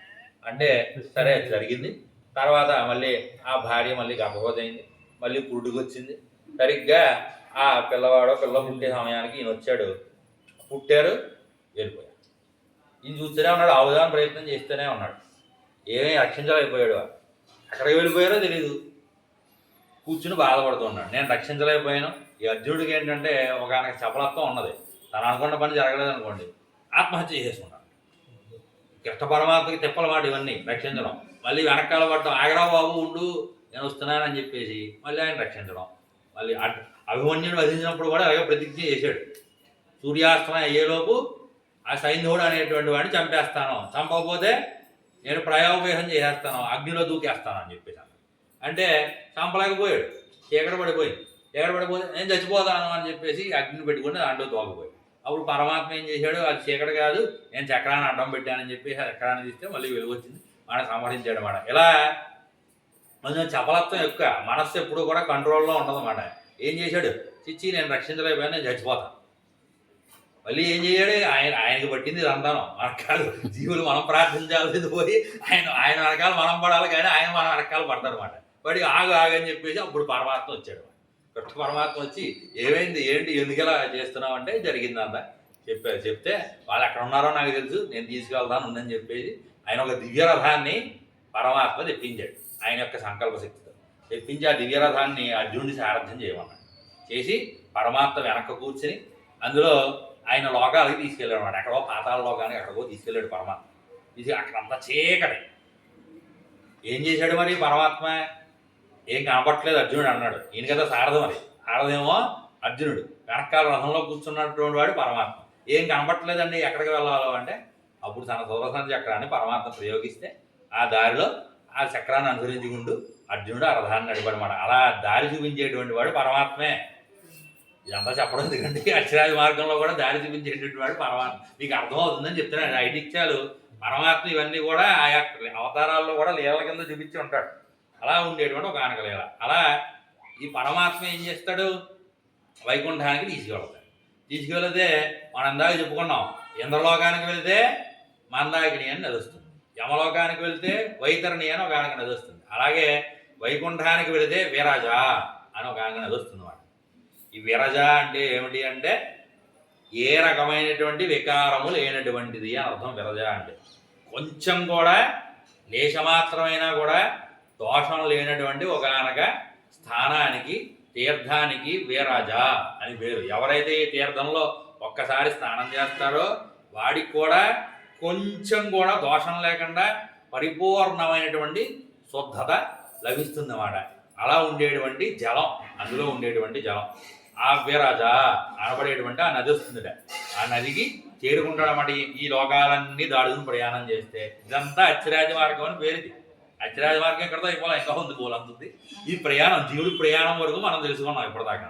జీవుడు అలా ప్రయాణం చేస్తాడు. అలా ప్రయాణం చేసి ఈ విరజ దగ్గరికి చేరుకున్న తర్వాత ఆ విరజలో ఈ జీవుడు స్నానం చేస్తాడు అన్నమాట. అక్కడ స్నానం చేస్తే అప్పుడు ఎంత మోక్షం పొంది ఆ సుషుమ్న అనబడేటువంటి నాళ్ళలోంచి బయటికి వచ్చి ఈ లోకాలన్నీ దాటికి వచ్చినా ఎక్కడో కొద్ది గొప్ప అహంకారం ఉండిపోవచ్చు, లేకపోతే ఏదో పాపం ఉండిపోవచ్చు, పుణ్యం ఉండిపోవచ్చు, ఏదో ఒక వేషం కొంచెమైనా ఉందేమో, అది కూడా తొలగించుకోవాలి కదా. మరి అన్ని తొలగదే కానీ వైకుంఠంలోకి సంతరం ఉండదు, ప్రవేశం లేదు. కాబట్టి ఈ విరదలో స్నానం చేసిన వెంటనే ఆ కొద్దో గొప్ప ఉన్నటువంటి దేశమాత్రంగా ఉండేటువంటి సమస్త దోషాలు కూడా జీవుడు తొలగించుకుంటాడు అన్నమాట. పరమాత్మ కటాక్షంతో పరమాత్మే తొలగిస్తాడు. అలా తొలగించుకోవడం వల్ల ఈయన అప్పుడు శుద్ధసత్వ స్వరూపం కలిగి ఉంటాడు. అప్పటిదాకా సత్వగుణం అనగా ఏమిటంటే ఈ లోకంలో ఉండేటువంటి సత్వానికి రజోగుణం తమోగుణం కలిపే ఉంటుంది. ఎప్పుడు ఈ లోకంలో ఉన్నంత వరకు కూడా శుద్ధసత్వం ఎక్కడా కూడా మనకి లభించదన్నమాట. కారణం ఏమిటంటే ఈ లోకమే అటువంటిది, 3 గుణాలు కలిపినటువంటి ప్రకృతిది. ఈ ప్రకృతిలో ఉన్నంత వరకు మనకు కూడా 3 గుణాలు కలిసే ఉంటాయి. సత్వగుణం ఎక్కువ ఉండొచ్చుగాక, రజోగుణం తమోగుణం లేకుండా మాత్రం ఉండవు. ఎంత ప్రయత్నం చేసినా కొద్దిగా అయినా రజోగుణం కొద్దిగా తమోగుణం ఖచ్చితంగా ఉంటాయన్నమాట. మనం తప్పించుకోలేము వాటి నుంచి. ఈ రజోగుణం తమోగుణం లేనటువంటి సత్వగుణానికి శుద్ధసత్వం అని పేరు. అంటే ఏ దోషం లేనటువంటి పరిపూర్ణమైనటువంటి నిర్మలంగా ఉండేటువంటి స్థితి. ఈ స్థితి ఆత్మకు ఉంటుంది మామూలుగా. ఎప్పుడు ఉంటుంది? పరమాత్మ దగ్గర ఉన్నప్పుడు ఉంటుంది. ఈ జీవు ఆ పరమాత్మ దగ్గర నుంచి బయటకు వచ్చేసి ఈ లోకంలో అవతరించాడు అనుకోండి, ఈ లోకంలో పుట్టాడు అనుకోండి ఈ జీవుడు, అప్పుడు ఈ లోకంలో ప్రకృతిలో కలిసిపోయాడు కదా, మరి దీనికి ఉండే లక్షణాలన్నీ వాడికి కూడా వచ్చేస్తాయి. కాబట్టి ఈ 3 గుణాలు కూడా ఆ జీవుడిని ఆవరిస్తాయన్నమాట. ఆవరించిన ద్వారా వాడి ప్రభావంతో ఈయన కూడా ప్రవర్తిస్తూ ఉంటాడు. బాగా రజోగుణం ఎక్కువ ఉందనుకోండి, అహంకారం పెరిగి అలా ప్రవర్తిస్తాడు. తమోగుణం ఎక్కువ అనుకోండి, బద్ధగా ఎక్కువ అవడం, క్రూరంగా ఉండడం, ఇలాంటి లక్షణాలు ఎక్కువ ఉంటాయి, అలా ప్రవర్తిస్తాడు. సత్వగుణం ఎక్కువ ఉందనుకోండి, ఏదో భగవత్ సంబంధమైనటువంటి కార్యాలు, ఏదో కృష్ణారామ అనుకోవడం, అలాంటి పనులు చేస్తూ ఉండడం, ఇవన్నీ చేస్తే ఎవడో నలుగురికి మంచి చేయాలని ఇలాంటి బుద్ధులు కలుగుతాయి. సత్వగుణం ఉంటాయి. లేదనుకోండి వ్యతిరేక్తమైనటువంటి బుద్ధులన్నీ కలుగుతుంటాయి. ఆయా గుణాన్ని బట్టి ఆయా బుద్ధి మనకి ప్రేరేపిస్తూ ఉంటుంది అన్నమాట. ఆ సమయంలో అలా మనం ఆ పని చేస్తూ ఉంటాం. ఇలా జరుగుతూ ఉంటుంది ఈ లోకంలో. మరి వైకుంఠంలో అవేముండవు, అలా లేని స్థితి మాట. శుద్ధసత్వ స్వరూపంగా ఉండేటువంటి స్థితి. అక్కడ ఉండేటువంటి లోకం అలాంటిదే, అక్కడ ఉండేటువంటి వారు అలాంటి వారే, అందులోకి వెళ్ళేటువంటి వారు కూడా అలాగే మారి వెళ్తారు. ఈ జీవుడు కూడా ఈ అక్షరాజ మార్గంలో ప్రయాణం చేసి ఆ వైకుంఠానికి చేరుకున్న తర్వాత ఈ విరజానదిలో ఎప్పుడైతే స్నానం చేశాడో అప్పుడు ఆయనకు ఉండేటువంటి సమస్త దోషాలు కూడా తొలగిపోయి కర్మపాశాలన్నీ కూడా వదిలిపోయి ఆయన శుద్ధసత్వ స్వరూపుడుగా మారతాడు మాట. మారితే అప్పుడు అమానవుడు అని ఒక ఆయన ఉంటాడు. మనం ఉదయత్మాలు చేస్తాం కదా సేవాకాలం, ఆఖరి పాత్రంలో ఏం చెప్తారు? మన్నీరఘాలింగే మనవాళమామనివన్ పొన్నడియాం సంగమదపోదుగలై ఉన్నిచ్చిరత్తాలే తీండిల్ అమానవనం అమ్మాయి కరత్తాలే తేండల్ గడ. మనవాళ్ళ మహావాళ్ళు దాసులుగా ఉన్నవాడు అమానవుడు వచ్చి తీసుకువెళ్తాడని చెప్పాలా మళ్ళీ అంటున్నారు. ఫలశ్రుతి దానికి ఏమిటి? ఎవరైతే ఆచార్యులను ఆశ్రయించి వారి దాసులుగా ఉంటాడో వారిని అమానవుడు అంటే ఈయన మాట. ఆయన పేరు చూడండి విచిత్రంగా ఉంటుంది. మానవుడు అంటే ఎవరో? మనం జీవులు కదా. మానవుడు అంటే ఈ లోకంలో ఉండేటువంటి వాడు. అమానవుడు మానవుడు కానివాడు. ఆయన పేరే అది. ఆయన వస్తాడట. వచ్చి ఏం చేస్తాడు? ఈయన పట్టుకుంటాడు. ఈ ముక్త పురుషుడిని ఒకసారి పట్టుకుంటే ఈయనకి పరమాత్మతో సమానమైనటువంటి రూపం వస్తుంది. సారూప్యం అని పేరు. వైకుంఠంలో ఉండేటువంటి వారందరూ పరమాత్మతో సమానంగానే ఉంటారు. ఎవరు పరమాత్మ ఎవరు కాదు తెలుసుకోవడం చాలా కష్టం. అక్కడ వారికి తెలుస్తుంది అనుకోండి. మనం చూస్తే కనిపెట్టలేమన్నమాట. అందరూ ఒకేలా ఉంటారు. మనం సన్నిధిలోకి వెళ్ళామనుకోండి, సన్నిధిలో పెరుమాళ్ళు అంటే మన పెరుమాళ్ళు అంటే అష్టభుజ పెరుమాళ్ళు కాబట్టి 8 చేతులు అంటే తెలిసిపోతుంది. వీళ్ళు పెరుమాళ్ళందరూ ఎలా ఉంటారు? చతుర్భుజాలతో ఉంటాడు. శంఖచక్ర కథాపద్మాలు పట్టుకుని ఏదో ఉంటాడు. బయట ద్వారపాలకులు ఎలా ఉంటారు? అలాగే ఉంటారా? పెరుమాళ్ళు ఎవరో ద్వారపాలకులు ఎవరు? మనం రోజు వెళ్తాం కాబట్టి మనకు తెలుసు. కొత్తవాడు ఎవడో వచ్చాడు అనుకోండి, పరమాత్మకి ద్వారపాలకులకి తేడా తెలుస్తుందా? ఈయన శంఖచక్రాలు పట్టుకుని గల పట్టుకుని ఉంటాడు. ఆయన అలాగే ఉంటాడు. లోపల గర్భాలయంలోకి వెళ్తే ఒకేలా ఉన్నారా? వైకుంఠంలో అలాగే ఉంటారు. సన్నిధి కూడా వైకుంఠమే. అందుకనే అక్కడ కూడా అందరూ అలాగే ఉంటారు అన్నమాట. సన్నిధిలో ఉండేటువంటి వారు అలా ఉండేటువంటి ఒక ఆనక స్థితి. దీనికి సారూప్యం అని పేరు. ఈ సారూప్య స్థితిని పొందుతాడు. పొందిన తర్వాత ఈయన ఏం చేస్తాడు? అప్పుడు వైకుంఠంలోకి తీసుకెళ్తాడు. అప్పుడు వైకుంఠం వస్తుంది. అలా లోకంలోకి వెళ్ళడం దానికి సాలోక్యం అని పేరు. వైకుంఠంలోకి చేరుకున్న తర్వాత ఏం చేస్తారంటే అక్కడ ఆ వైకుంఠంలో ఉండేటువంటి పెద్దలు ఉంటారు.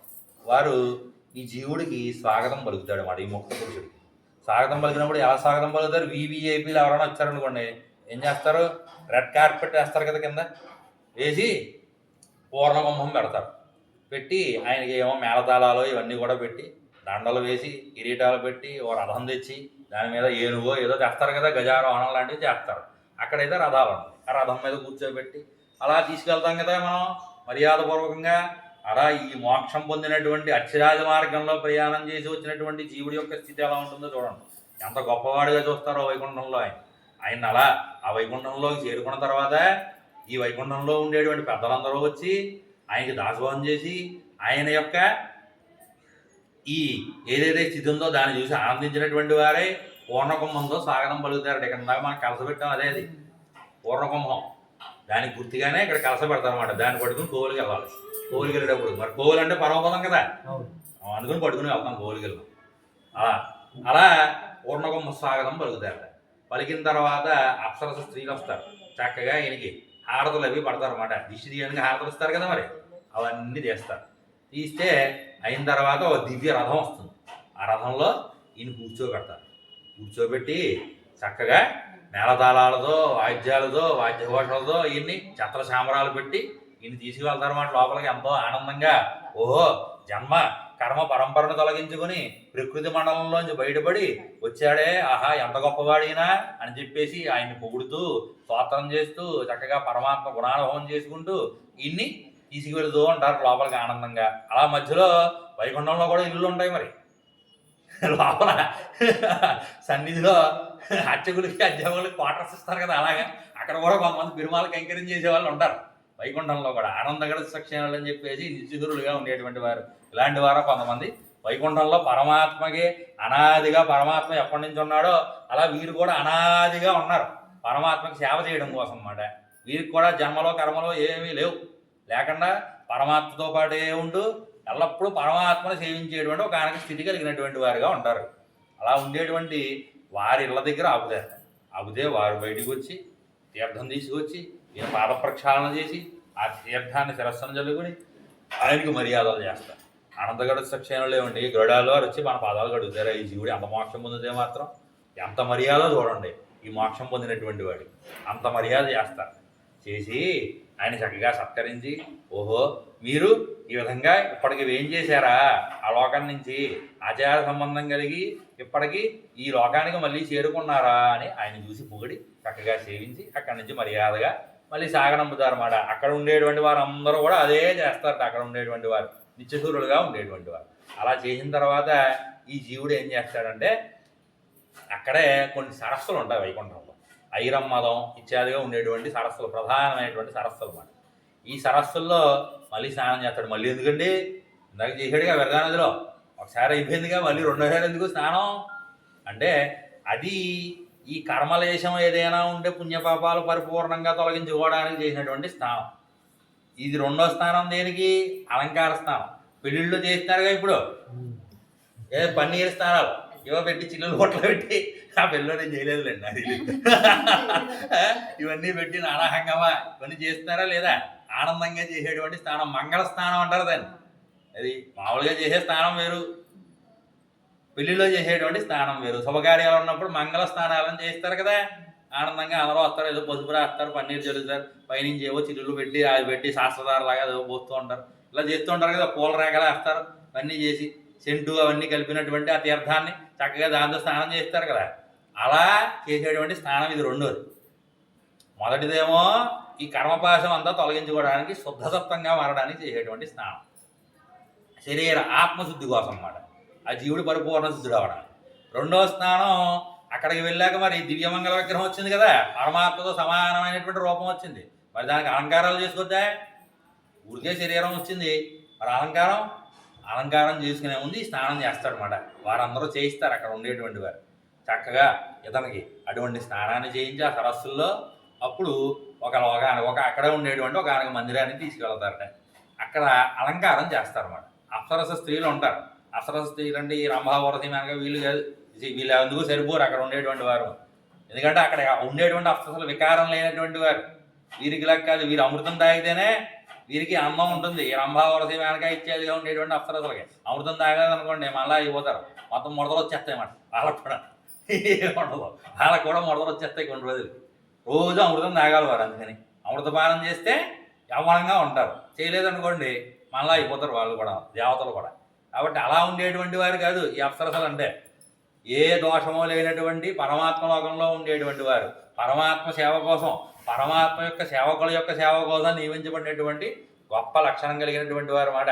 వారు వీరిని చక్కగా సేవించి అక్కడికి తీసుకువెళ్ళి బ్రహ్మాలంకారం అనే అలంకారం మాట మనకు ఉపనిషత్తులో తెలియజేశారు. ఈ అలంకారం చేస్తారని చెప్పేసి ఆ జీవుడికి మనకి కోడారైపాసనంలో అమ్మ కూడా తెలియజేసింది, ఆండాళ్ళమ్మ.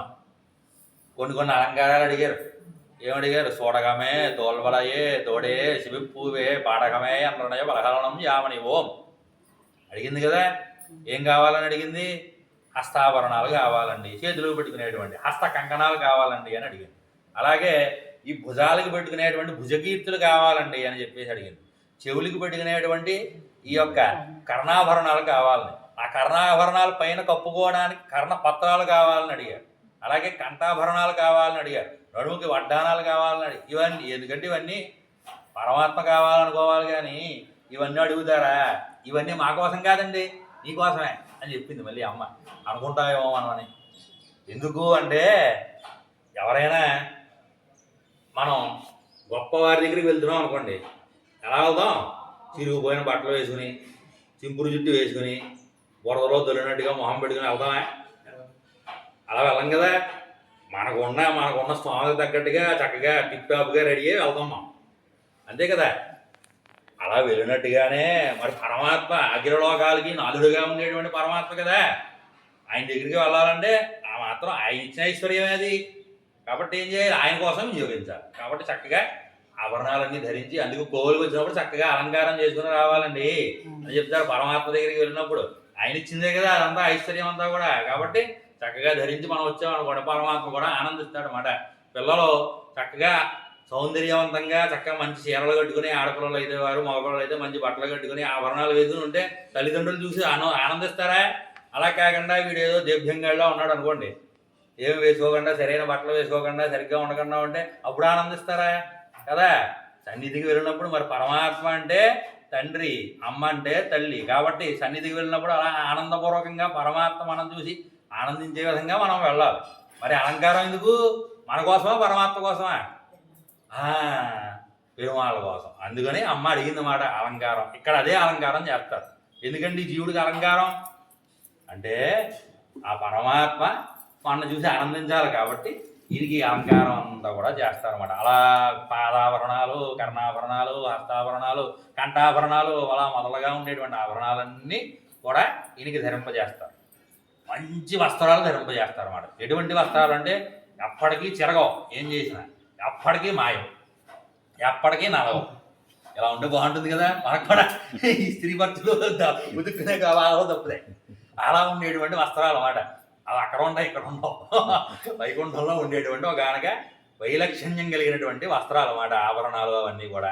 ఆ బంగారం కూడా ఎప్పటికీ ప్రభ తగ్గదు, ఎప్పుడు అలా మెరుస్తూ ఉంటుంది. ఇక్కడ అనుకోండి ఓ సంవత్సరం వాడితే అలాగే అయిపోతుంది, మళ్ళీ మెరుగు పెట్టించుకోవాలి. ఆ బాధలే ఉండవు అక్కడ. అలా ఉండేటువంటి గొప్పవైనటువంటి వస్త్రాలు అన్నమాట. అటువంటి గొప్పవైనటువంటి వస్త్రాలు, ఆ వస్త్రాలని ధరింపజేస్తారు అన్నమాట. ఈయనకి ఆభరణాలన్నీ ధరింపజేస్తారు, కిరీటాలు పెడతారు. ఇవన్నీ చక్కగా ధరిస్తాడు ఈయన. ధరించిన తర్వాత అప్పుడు ఏం చేస్తారు? పరమాత్మ దగ్గరికి తీసుకెళ్తారు. ఎంత రెడీ అయింది ఎందుకు? ఆయన దగ్గరికి వెళ్ళడానికి కదా. ఈ జీవుడు అలా మళ్ళీ ప్రయాణం చేసి పరమాత్మ ఉండేటువంటి ఆ యొక్క ప్రదేశానికి వెళ్తాడన్నమాట. దానికి తిరుమామణి మండపం అని పేరు.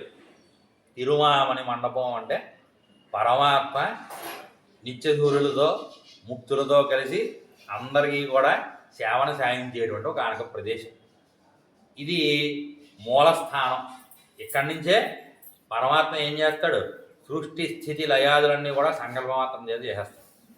ఆయన సృష్టి చేయాలనుకున్నాడు అనుకోండి, అక్కడ ఒకసారి ఇలా అనుకుంటాడంటే చిటికి కూడా వేయక్కల్లా ఒకసారి అనుకుంటాడు అంతే. ఇప్పుడు సృష్టి చేయాలి, అది చేయడానికి కావాల్సినటువంటి పరికరాలన్నీ అక్కడి నుంచే రెడీ అయిపోతాయి. అక్కడి నుంచి ఏం చేయడు? వైకుంఠం నుంచి అక్కడ కూర్చుని ఉంటాడు ఆనందంగా. ఇందాక మనం చెప్పని చూసారా, చెట్టు మీద ఒక పక్షి కూర్చుని అలా చూస్తూ ఉంటుంది. అలా ఆనందంగా చూస్తూ ఉంటాడు, ఏ పని చేయడు అక్కడ. వైకుంఠంలో ఉండేటువంటి పరమాత్మ, పరమపదనాథుడిగా ఉండేటువంటి వాడు. మరి ఇవన్నీ ఎవరు చేస్తారండి? ఇంకా ఆఫీస్ పెట్టుకున్నాడు దానికోసమే. క్షీరాబ్ది అని పేరు దాన్ని, పాలసముద్రం. ఆ పాలసముద్రంలో కూడా ఈయనే ఉంటాడు. ఏం చేస్తాడు? ఇంకో రూపంలో. ఇక్కడ ఉండేటువంటి ఆయనకి పరవాసుదేవుడు అని పేరు. వైకుంఠంలో ఉండేటువంటి పరమాత్మకి ఆదినారాయణుడు మాట, పరవాసుదేవుడు అని పేరు ఆయన. ఆయన ఏం చేస్తాడు? ఇంకో రూపాన్ని ధరించి క్షీరాబ్ది పాలసముద్రాన్ని సృష్టించి అందులో శేషపాండం మీద శయనించి ఉంటాడనమాట. అక్కడ నుంచే సృష్టి స్థితి లైలన్నీ కూడా పరమాత్మ చేసేస్తుంది. ఇంక ఇక్కడికి మళ్ళీ వచ్చి చెప్పే పని ఏం లేదు మాట. ఆయన సంకల్పం చేయడం, దాన్ని అమలు చేసేస్తూ ఉండడం, ఇలా అమలు చేసేస్తూ ఉంటాడు. అలా చేసేటువంటి స్థితి. అక్కడ మాత్రం ఏం చేస్తాడంటే కేవలం సేవ పొందడానికే ఉన్నాడు, ఏ పని చేయడు. ఎవరైతే నిత్యులు ఉన్నారో, ఎవరైతే ముక్తులు ఉన్నారో వారు చేసేటువంటి సఫరాలన్నీ కూడా స్వీకరిస్తూ, వారి సేవలన్నీ కూడా స్వీకరిస్తూ, వారితో కలిసి ఆనందాన్ని అనుభవిస్తూ ఉండేటువంటి ఒక ఆనక స్థితిలో పరమాత్మ ఏం చేసి ఉంటాడు అన్నమాట. అలా ఉండేటువంటి స్థితి. మోక్షం 4 రకాలుగా ఉంది. 4వ మోక్షం వచ్చినవాడు మళ్ళీ తిరిగి పుట్టడం అన్నమాట. 4 రకాలు ఏమిటి? ఇందాక మనం ఒకటి చెప్పుకున్నాం. సారూప్యం, పరమాత్మతో సమానమైనటువంటి రూపాన్ని పొందడం, అదొక రకమైన మోక్షం, సారూప్య మోక్షం అని పేరు.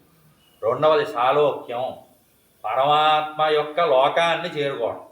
వైకుంఠంలోకి ప్రవేశించాడు కదా, సాలోక్య మోక్షం, ఆయన లోకంలో ఉండేటువంటి స్థానంలోకి ప్రవేశించడం. మూడవది సామీప్యం. సామీప్యం అంటే పరమాత్మకి దగ్గరగా సమీపంలోకి వెళ్ళడం అన్నమాట. సామీప్యం, పరమాత్మ దగ్గరగా వెళ్ళడం. ఇలా వెళ్ళేటువంటి ఆ స్థితికి సామీప్యం అని పేరు. అలా పరమాత్మ దగ్గరికి ఈయన్ని తీసుకువెళ్తారు అన్నమాట. అప్పుడు 3వ రకమైనటువంటి మోక్షం ఏదైతే ఉందో అది వస్తుంది. ఆ సామీప్యం పొందిన తర్వాత పరమాత్మ ఉండేటువంటి తిరుమామన మండపంలోకి వెళతాడు. వెళితే అక్కడ సన్నివేశం ఎలా ఉంటుందంటే, పెరుమాళ్ళు ఏం చేసి ఉంటారు, ఆదిశేషుల వారి మీద కూర్చునే ఉంటారు, పడుకుని ఉంటాడు. ఇక్కడ ఇది మూలస్థానం, ఇక్కడ కూర్చునే ఉంటాడు. ఆఫీస్లో పడుకుని ఉంటాడు. ఎవడైనా ఆఫీస్లో కూర్చుని ఉంటాడు, ఇంటి దగ్గర పడుకుని ఉంటాడు. ఈయన రివర్స్, ఇంటి దగ్గర ఏమో కూర్చుని ఉంటాడు, క్షీరాబ్దిలో ఏమో పడుకుని ఉంటాడు. అక్కడ ఆదిశేషుల వారి మీద ఎక్కి అక్కడ పడుకుని ఉంటాడు, ఇక్కడ ఇలా కూర్చుని ఉంటాడు. కూర్చుని ఉండి ఏం చేస్తుంటాడంటే, పక్కన కుడివైపునేమో శ్రీదేవి, ఎడంవైపున భూదేవి, నీలాదేవి ఉంటారు. ఆదిశేషుల వారి మీద కూర్చుని ఉంటాడు అన్నమాట. ఆ కూర్చుని ఉంటే ఆ కింద ఒక పీఠం ఉంటుంది. ఆ పీఠానికి 8 కోళ్ళు ఉంటాయి మేడం. 8 కోళ్ళు ఉండేటువంటి ఒక సింహాసనం. ఆ సింహాసనం మీద పరమాత్మ ఏం చేసి ఉంటాడు అని చెప్పేసి మనకి తెలియజేస్తారు. ఏమిటి అవండి ఆ కోళ్ళు ఏమిటంటే 8 రకాలుగా మనకి తెలియజేస్తారు. ధర్మం, జ్ఞానం, వైరాగ్యం, ఐశ్వర్యం. అధర్మం, అజ్ఞానం, అవైరాగ్యం, అనైశ్వర్యం అనబడేటువంటి 8 కోళ్ళు మాట. ఆ 8 కోళ్ళు కలిగినటువంటి దాని మీద లోకంలో మీరు ఏం చూసినా ఈ 8 ఉంటాయి, ఇంకేమీ ఉండవు. ఇవన్నీ పీఠంగా చేసుకుని పరమాత్మ దాని మీద కూర్చొని ఉన్నాడు. ఏమిటి అర్థం? అన్నీ ఆయన అధీనంలో ఉన్నాయని చెప్పడం దీని అర్థం. ధర్మం అధర్మం 2 ఆయన చేతిలోనే ఉన్నాయి. అయ్యో ఎలా జరిగిపోయిందండి అంటే అది ఆయన చేతిలోనే ఉంది. పాపం జరిగినా పుణ్యం జరిగినా పరమాత్మ యొక్క అధీనంలోనే ఉంటుంది.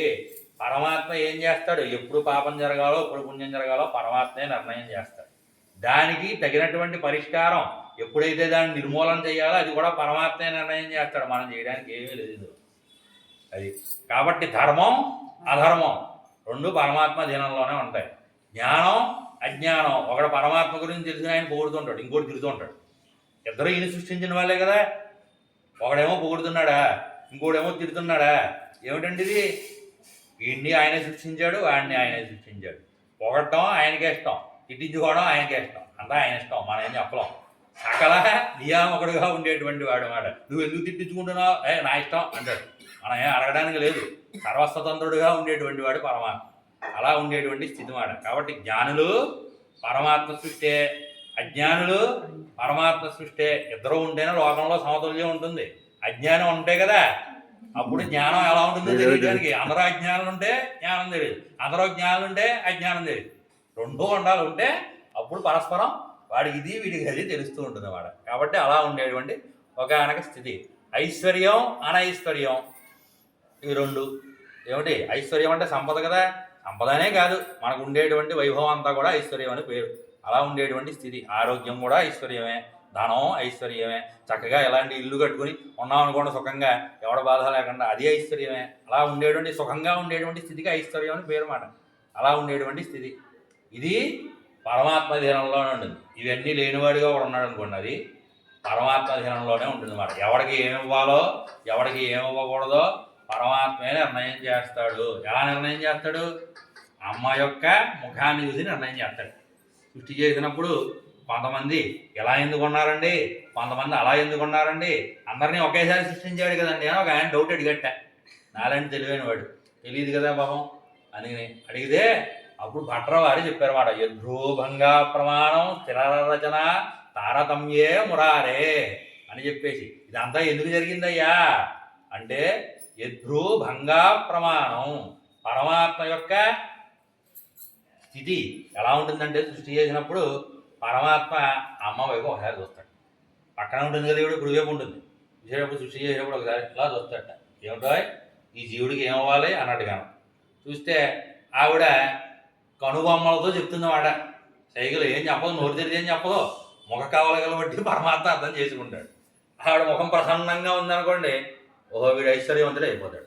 ప్రసన్నంగా లేదనుకోండి పాప అయిపోయి దుచ్చుడు అయిపోతాడు. ఐశ్వర్యం ఉండదు ఏముండదు అన్నమాట. దారిద్ర్యాన్ని అనుభవిస్తూ వాడు పడి రోడ్ల మీద పడి తిరుగుతుంటాడు అన్నమాట. అలా ఉండేటువంటి ఇది. ఇది ఎలా కలుగుతుంది? ఇలా చేస్తారండి ఎవరైనా? వాళ్ళకి ఇష్టానికి అయితే బాగుంటే ఐశ్వర్యం ఇస్తారా? లేదంటే ఎవరా అంటే అలా కాదు నాయన, నీ కర్మ బట్టి అమ్మకు మోహకలుగాలు ఉంటాయి అని చెప్తాను. నీవు బాగా పుణ్యం చేసుకుని మంచి పుణ్యాత్ముడుగా ఉన్నావు అనుకోండి పూర్వజన్మలో, అప్పుడు వీడికి ఇవ్వచ్చు అని చెప్తుంటే అమ్మ. కాదు పాపాత్ముడుగా ఉన్నాడు వీడికి ఇవ్వద్దని చెప్తాను. ఆవిడ ముఖంలో ఉండేటువంటి ఆ యొక్క కవలికలు కూడా దాన్ని బట్టే ఉంటాయి అని చెప్పేసి చెప్పినట్టుగా అలా పరమాత్మ అమ్మ యొక్క తిరుముఖ మండలాన్ని చూసి తద్వారా సృష్టిని చేస్తాడండి. ఐశ్వర్యం అనైశ్వర్యం వీడు ఇది కూడా తెలియాలంటే అంతే కదా.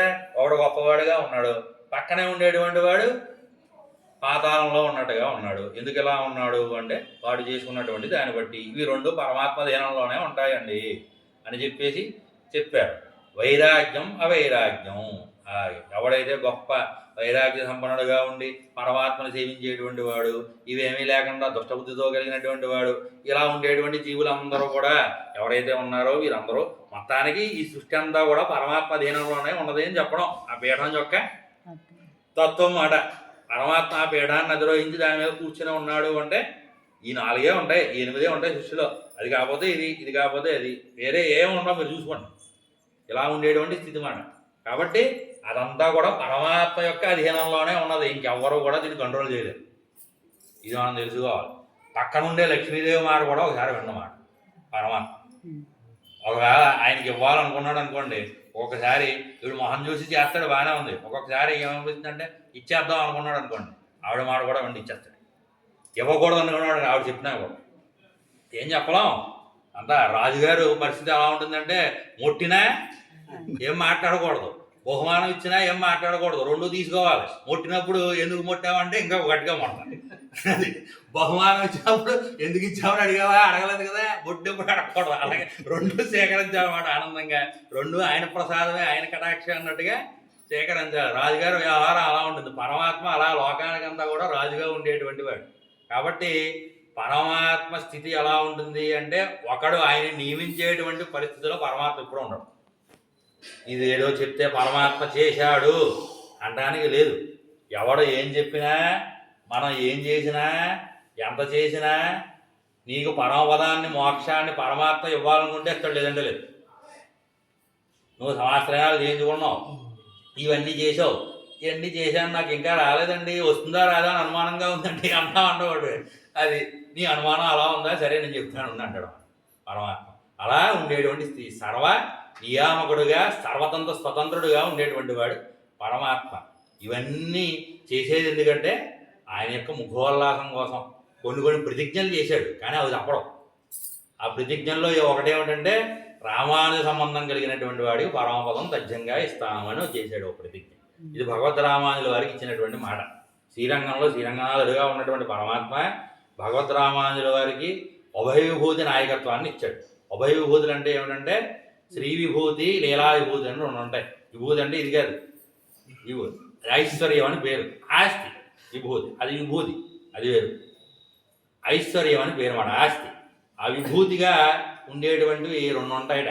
ఏమిటంటే, ఒకటి నిత్య విభూతి అంటే వైకుంఠం. ఇప్పుడు మనం చెప్పుకుంటున్నాం చూసారా పరమపదం, ఆ వైకుంఠం నిత్య విభూతి. రెండవది ఈ లోకాలు, కింద ఉండేటువంటి లోకాలన్నిటికి కూడా లీలా విభూతి అని చెప్పేసి పేరు. ఎలా ఉండేటువంటి లీలా విభూతి. ఈ 2 పరమాత్మ ధ్యానంలోనే ఉంటాయి. అక్కడేం జరగాలన్నా పరమాత్మ ఎలా అనుకుంటే అలాగే, ఎక్కడేం జరగాలన్నా పరమాత్మ ఎలా అనుకుంటే అలాగే జరుగుతాయి అన్నమాట. అలా అనుకునేటువంటి ఒక ఆయన స్థితి. ఇవి 2 కూడా భగవద్ రామానుజుల వారికి ఇచ్చేశాడు పరమాత్మ అధికారం, వీటి మీద అధికారం ఇచ్చేసి, ఇక్కడి నుంచి మీరు ఎవరికి మోక్షాన్ని ఇవ్వమంటే వారికే ఇస్తానని ప్రతిజ్ఞ చేశాడు రంగనాథుడు. కాబట్టి రామానుజ సంబంధం ఉంటే నేను ఇవ్వనండి నా ఇష్టం అనడానికి లేదు. అక్కడ రామానుజుల వారు ఉంటారు పరమపదంలో, వెళ్ళి అడుగుతారు, ఏమయ్యా ఇచ్చావు కదా మాట, ఆదిశేషులు వారు ఆయన కదా, మరి ఆయన మీద కూర్చుని ఉన్నాడు, మాట ఇచ్చావు కదా నాకు, మళ్ళీ ఏమైంది తప్పావు అని అడుగుతారు. అందుకని కొంచెం భయం ఉంది మాట. ఈ విషయంలో మాత్రం పరమాత్మకు భయం ఉంది.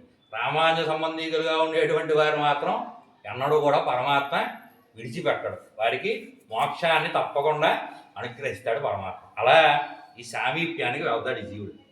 తిరుమావన మండపంలో పరమాత్మ అలా శ్రీభూని ఎలా సమేతంగా ఆ పీఠం మీద వేయించేసి, ఆదిశేషుల వారి మీద వేయించేసి ఉండగా, ఒక పాదమేమో పైకి ఉంటుంది, ఒక పాదమేమో కిందకు ఉంటుంది అన్నమాట. సవ్యం పాదం ప్రసార్య ఆశ్రిత దురిదహరం దక్షిణం కుంచయిత్వ.